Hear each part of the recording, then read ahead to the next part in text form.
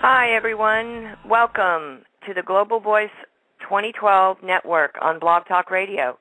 This is our first broadcast on the new station, and we welcome all of you to today's call, Drake's Vital Updates. I want to take just a brief moment to introduce myself. I am Denise Rednar. You will see me on the Facebook page, and I'm behind the scenes working constantly on that, as well as our chat, our forums, the websites, and also the onepeople.us page. Thank you for joining us, everyone, today, and we wish everyone a very happy Father's Day. I wish to thank my three assistants. That would be Paul Thompson, Terry Ambach, and Paul Biener, without whom the Global Voice 2012 would not have been possible. Our radio host, Paul Biener, could not be with us today as he is with family out of town. Allow me to introduce our hostess for today, Kimberly. Kimberly is a 35-year commercial radio veteran, and she has been hosting an empowering public affairs show on a major Boston radio station for the last 9 years. Everyone, please welcome Kimberly to the Global Voice 2012. Thank you, Denise, and much love to us all. And welcome to the debut here of Global Voice Radio Network, and it's a fabulous day. Happy Father's Day. So I want to go through a couple particulars for those of you who are new to Blog Talk Radio. First of all, I want to let you know that if you want to join in on the chat, you have to make a profile on Blog Talk Radio, and you can do that while you're listening. They're going to ask you for an email address, but they will never use it for anything except for maybe giving you updates if you start a show or whatever, but they never use it for advertising. And if you want to participate in the chat, you can just come up with a name, and you don't have to put anything in your profile. And as you'll see that there are tons of guests in the room, and so obviously they do not have, but those that have names do have profiles, and they are allowed to go in the chat. So as far as the chat goes, for those of you who are new, I'm actually signed up under Global Voice Radio Network, and Denise is under Global Voice Radio Network co-host. So when we type in the chat, it comes up that way. So right now I'm putting a little heart in, and you'll see it says Global Voice Radio Network, and when Denise does that, it'll say co-host next to it. There's Denise with welcome listeners. So you can differentiate between the two of us. So that's how you can participate in the chat. The second thing is that Drake is going to talk for a little while, and we will let you know when there are times for questions. And if you want to call in for questions, the number is 646-716-4984. I'll put that in the chat room in a little while. But it's important that you know that if you want to ask a question, and it will prompt you to push 1 on your phone if you'd like to speak to the host, you really need to do that. And I am going to be screening calls, so I'm going to be taking calls on a first-come, first-served basis. So if you're going to want to have a question, you need to hit the 1 button, and I'm just going to tell you that I'm going to do my best to first come, first serve, and only those that have their hand raised, so to speak. The other request is that if you are asking a call and you're waiting and you want to listen to the answer, please do your best to mute yourself when someone else is talking. Like if you're talking with Drake, I have the power to mute or unmute, but I'd totally appreciate it if you would take responsibility of doing your own muting if you want to be listening, because it just cuts down on the noise ratio. So thank you very much for that.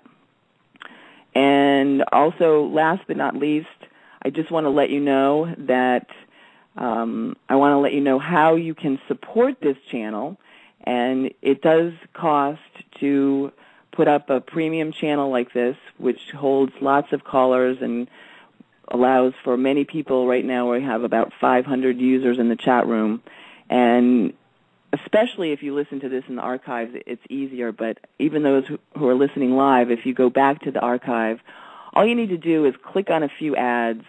When the archive of this program, we are opt-in for revenue sharing. There will be no commercial interruptions during the show, but when a show is archived, there's a little video ad that comes up. It's like about 10 seconds. And if you take the time to click on that and then refresh and go back to the show, that will help support the show. It's like a click-through which will give revenue to helping to support this radio station. So thank you very much for doing that. Again, happy Father's Day, much love, and I know that Drake has a lot to say, so it's my pleasure, actually, for the first time, to talk with Drake and say, hello, happy Father's Day, Drake. How are you? I'm fine, thank you very much. Good to hear you on the radio. So, thank you. So, it's yours now, and, when you want to bring in your co-part, just let us know, and we'll do that. Okay. As everybody knows, I get kind of extraordinarily busy, and then every once in a while I run across something that makes my day. There's a thing called Nacera Forums and News Sources. A lot of it's horse hockey, some of it's good, some of it ain't. You never know unless you know what's going on. However, I do believe this particular one has hit what I would call a slam dunk, home run and all that stuff. The reason I say that is that I look through it, it's got the usual this and that, and Obama's a turkey and all this other fun and games. It's got a rather nice poster for re-election poster I think everybody might find amusing, but down at the end of it, and I mean very end of it, there's a section that's called America Rising. And I would like everybody to take a look at that. And the reason I'm saying everybody take a look at that is not because Nacera is so great, but these pictures certainly are. Now, I want everybody to think about what they might like to say that can be put on a billboard. And no, you can't give a one-finger salute on a billboard. They take exception to that. But there's a whole lot of things that can be said that not only are right on, but get the message across. These things, there's several of them. And by several, I mean probably 15, 20 of them. And I didn't see too much that they missed in the process of posting these things. And I highly recommend you go there if you want a good laugh and take a look at some of the people's ideas that they have expressed on billboards. Now, I'm talking about, the things you see along the side of the highway. They're lit up at night, so the message is always there. That's the good part of the news. I'm going to offer another little good part of the news. We got a secondary part to the first part, better known as the Attorney General, Eric Holder. Now, I put out some stuff, and several other people have helped. A lot of people, I hope, have called the White House demanding his resignation, among other things. He's got some problems, and they're legal, and I don't think they're going to go away real easy. These legal problems stem to international gun running and a few other little minor things that aren't too easy to make go away, even for Eric Holder, who is, by the way, a very intelligent person. Now, what people don't understand is that Eric Holder has been the firewall for the White House. In terms of that, he don't let things in that don't belong there if he can stop them, and that sort of stuff, just like the one on your computer. The thing about Eric Holder is this, and the position he holds, is one where you take instructions. And I would like to find out, as I'm sure a lot of inquiring minds would, who might have told him to do what he did in terms of running guns. And I would offer that maybe we could mitigate his sentence just a little bit if he was willing to say he done it, and offer maybe a little of those hidden away documentations that he's been telling the senators that they can't have. We already gave you 76,000. What about the other 80,000 of them, turkey? And so that's sort of the public announcement part of the thing. Now, some people may know and some people may not. But we've been dealing with the military in general for quite some time. And I decided 2 weeks ago that I should write a letter to them and say, hey, looky here, we got some problems we need this took care of. You said you was going to do this, and you ain't done nothing.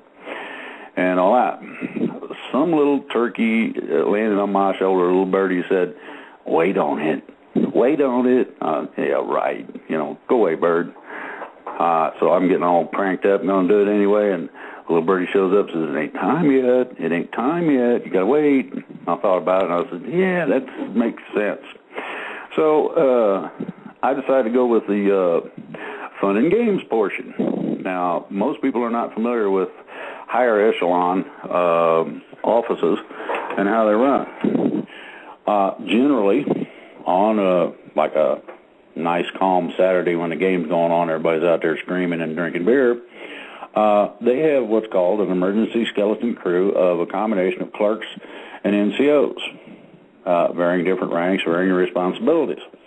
This way that this maintains some form of representation in case somebody needs to absolutely get hold of the office.